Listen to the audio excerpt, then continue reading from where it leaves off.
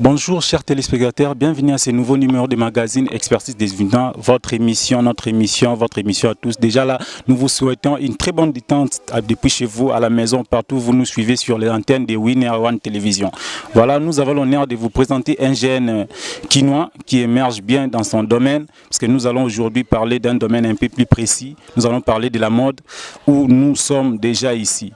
Voilà, nous sommes chez lui, ces jeunes garçons qui émergent bien, nous sommes chez lui à la maison. Voilà, comme nous venons de dire, nous sommes chez lui ici à la maison où il exerce son travail. Voilà, chers téléspectateurs, comme nous venons de vous annoncer, nous avons ce grand honneur là de lui recevoir chez lui ici à la maison. Il est là. C'est un jeune qui travaille bien, comme vous voyez, il exerce ce travail de femme, mais un jeune qui le fait aussi bien que d'autres femmes.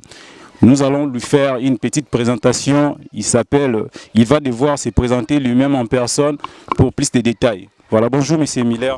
Oui, bonjour Monsieur le journaliste. Ok, Monsieur Miller, je ne sais pas, une brève représentation je ne sais pas, est-ce que aujourd'hui combien de temps depuis au salon? Oui, nous avons vraiment temps. Depuis Nabandjango, ça fait presque 10 ans déjà dépassé. Bon, tellement mingi, c'est ça vraiment dans ces données jusqu'à ce que nous travaillons bien.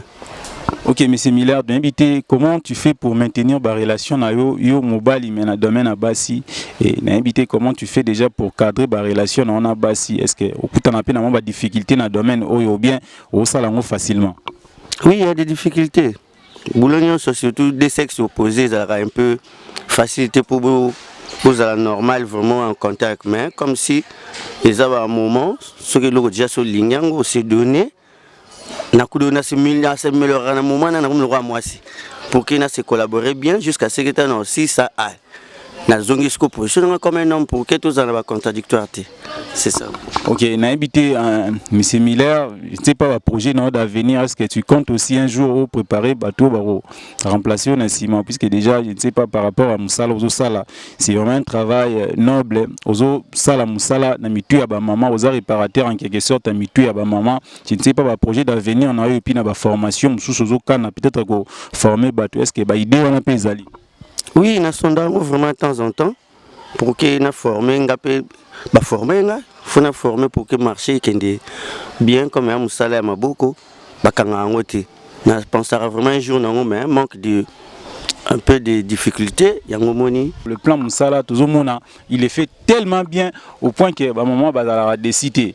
Mais je ne sais pas, c'est Miller peut-être par rapport à temps et puis par rapport à Maram Sala, nous allons devoir vous proposer quelques images ou déjà ça là et on se retrouve juste après.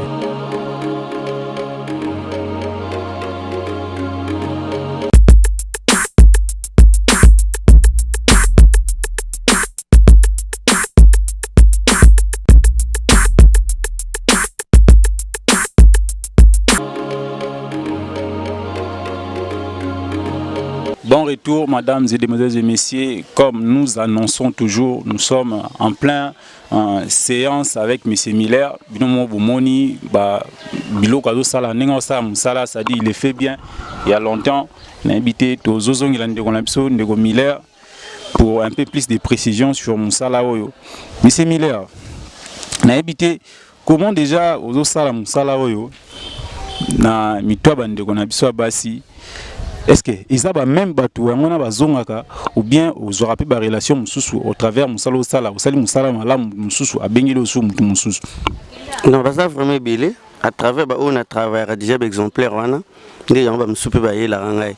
Il y a un gars peu fidèle bazar, ou bien à temps en temps plus la relation Moussou et baramara de temps en temps vraiment dans Moussala Salama. Le sens Moussala sur ils a bien des informations peut être bien. On peut me soubazer. Ok, M. Miller, par rapport, je ne sais pas, par rapport à ma prix, ils ont domaine privé, mais comment tu fais par rapport à ma prix?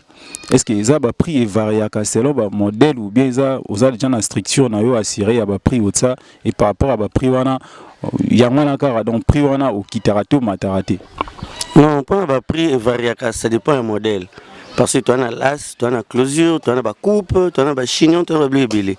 Donc avant tout, prix est varié, ça dépend et l'euro est pour travailler. Mais tout ça amiable, tout est normal pour que le message à Moussa les bien. Ok, M. Miller, je ne sais pas, est-ce que c'est un jour où je vais contact soyer, moi Libanda, visiter, je ne sais pas, est-ce que vous avez des contacts à donner pour ces gens-là qui peut-être viendront de loin, mais moni musala oyo, c'est pelinango, je ne sais pas. Contact aux gens, est-ce que vous déjà vous préparez déjà peut-être des bandes sur la page Facebook ou bien nous avons comité ya mutu na moko assez la promotion bien ça là encore des bouches à l'oreille de quoi à zone. Bon pour avoir contact, non vraiment on peut se contacter. Donc ça a souvent de bouche à l'oreille jusqu'à ce que ceux qui soutiennent contact au monde nous vraiment apte ya ko saler là. Ok, Bandeko Bolandi, déjà à partir il y a un numéro affiché au bas de vos écrans, vous pouvez facilement contacter M. Miller facilement à Ozanabino. Mais c'est facile, vous pouvez également nous écrire sur notre page Facebook et nous écrire sur les antennes de Winner One Télévision, vous ne serez pas déçus. Sinon, Ndeko Miller, je ne sais pas, un mot peut-être de la fin, na Bandeko Moussou, Bazana Moussala, Osalate, au travers de ma chatte, Koboto Adbambo, mais yo quand même, je ne sais pas un petit conseil pour nous. Le message non plus ça va que un métier c'est mieux plus que c'est balada na balabala pour rien au c'est l'eau moroté ou à Monica est prêt ou prête à s'approcher soit toi apprendre pour que azala un bon homme dans la société. Donc c'est ça mon message on a transmettre Moussa Maboko ils bien et facilitera tout. Moi, aux à la moins sérieux, exactement. Oui, mais c'est Miller, je crois que tant qu'il met au coup de la difficulté dans Moussala aux Sala. Je ne sais pas comment on répertorier la difficulté au coup de déjà depuis au bandar ça Moussala. Bon, la difficulté ils ont raté dans Moussala tout presque. Mais tellement ça s'est donné dans déjà na comprendre en go. Donc na ko bandeni. Bon, comme si na linga dans Moussala même s'il y a une difficulté, ça a une autre manière pour que ils la facile quoi. Pour que nous ayons arrangé une difficulté pour les kio ezali. Bon, ils ont auparavant on a eu début mais comme si ils ont commis expérimenté, bon normalement c'est facile. Ils ont dur auparavant mais maintenant nous c'est vraiment facile. Sinon du côté prix ils en ont abordable aucun délai prix pour aujourd'hui la vie devient de plus en plus difficile. Comment tu fais pour le prix? Est-ce que le prix est abordable pour bande comme ça peut-être on a pour ça considérer mais avec le prix peut-être banga na éviter un petit mot par rapport au prix. Est-ce que les prix sont abordables ou bien aux amois licolo ou bien aux anasé? Bon, total premièrement ça dépend du milieu. Deuxièmement hôtel peut la personne en question va s'approcher chez eux. Nous on juger mais n'a pas abordable. N'a pas dilaté, n'a linga mututu. Aza la transmis un message, soit na planté, aza la l'aise. Donc on a servi comme tout. Si tu s'apprendre, tu yokani, bah prix vraiment abordable. Ok, Ndeko Bolandi, ndenge bozo yoka M. Miller azo ko expliquer. Bozo mon un peu en même temps musala janezo salama. Je ne sais pas M. Miller. Yemoko azana assistante ni assistante mais azo salango aussi bien que bandeko mususu ya basi mais sinon M. Miller est-ce que un jour au kana kapé ko pesa musala na collègue musala na bandeko mo ya mwasi je ne sais pas ou bien yemoko au kana ko former bandeko basi ou bien au kana peut-être ko former ka bandeko mibali. Bon métier ça dépend ya mutu na kana ka mwasi mobali te na besoin bango tout wazana besoin musala s'approcher na ko apprendre métier qui par moi c'est la mobilité parce que on a un homme il a aussi la coiffure nous sommes longtemps sur un métier na ça donner un ango yango moni na salon na ndima pe na ko apprendre bateau ni moi si ni mobile wazana temps kokoya y a pas de problème. Bandeko Bolandi, comme Botiko, tantôt, le numéro est affiché au bas de vos écrans. Vous pouvez facilement attendre M. Miller et beaucoup de contact. Sinon, M. Miller, tout est petit à petit à la fin de notre émission, je ne sais pas, un mot de Oloba, un mot, un message. Je crois que Soukara na domaine basi ou ça la peine mibali. Normalement, c'est la mixte. Mais c'est donné mingi na basi parce que la coiffure va c'est plus développable que ya mibali mais la préfère mingi basi message na peu ça oignon soit monika apprécier musana ngai aroza la dispo soit na planté ou soit tout bongsae parce que ça là tout ça ba mariage presque tout décora ba bleu belé na sala pour monika aroza la prête aro s'approcher na reba ko bongsae.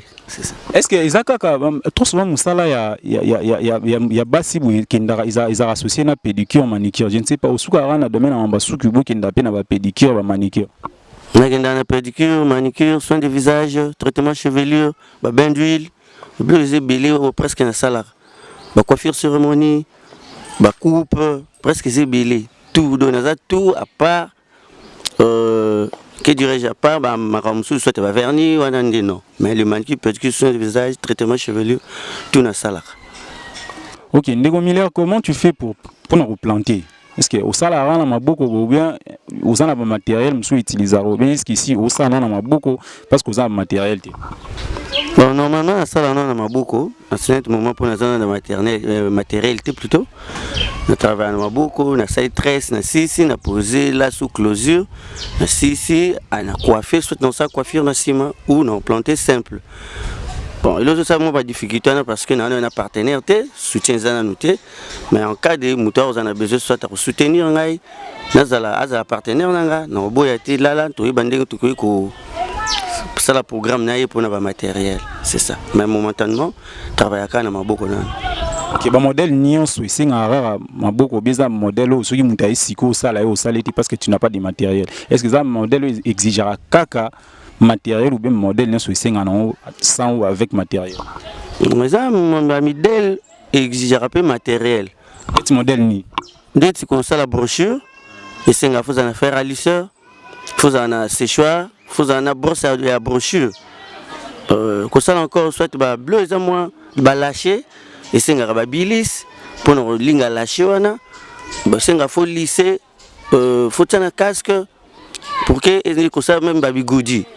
Et dépendant faut casque ba bigoudi ba boudin pour nous linga po oui ba osala moi mi les amours belé c'est un matériel mais momentanément comme matériel les athées nous travaillons nous na son matériel. Donc voilà, Bandego Bolandi, Ndeko Miller a aussi la bouée jusqu'ici parce qu'il n'a pas encore de matériel à zapper dans le salon. Donc tous ceux-là qui peut-être auront cette volonté-là au Sungami Miller peuvent nous contacter sur les numéros qui sont affichés au bas de vos écrans et facilement nous écrire aussi sur notre page Facebook d'Eric Tina et nous aussi notre chaîne, vous souscrire, ça va nous faire également plaisir et ils allaient en faveur quand même il y a Ndeko Osala Moussala mais Osala jusqu'ici n'a pas beaucoup raison seulement parce qu'il y a un matériel. Voilà, Ndeko Miller, petit à petit vers la fin de l'émission, on a habité un jour, soit peut-être aux partenaires moko ailleurs ou bien sous d'autres sièges. Est-ce que au Konzima, Boutskalara, Bobo, Onzima, a même un salon, à tout dans des conditions où il pour ça la bien, ou bien il pour faire un à tous les moutou, au salon Karaboué, ou bien un jour peut solliciter, ou comme un peu salon, au salon, vraiment, où est vraiment dans salon. Non, ma BAT, Moussala les a valorisé, c'est à la maison. Dans le salon de coiffure, ils aura plus bien que ça la bouille.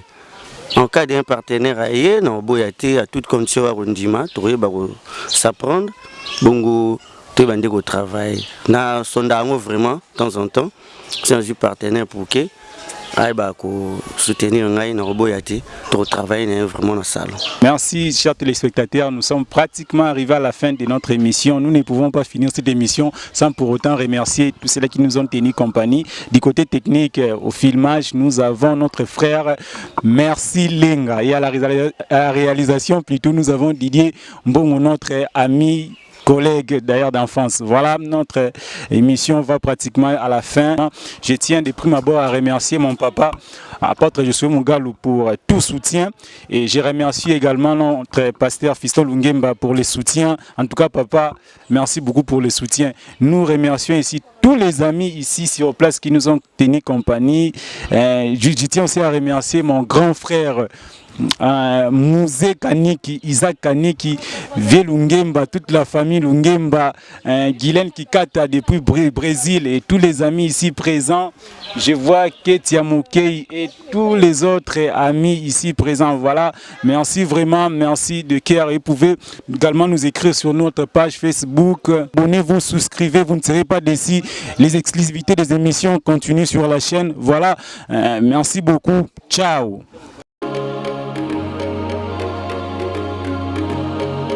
Te namoni yango bien makasi, namoni yango bien. Nazongela ekaka po nazala mutu musuta pare. Non senga na bango ka baya ebele bazala vraiment décidé.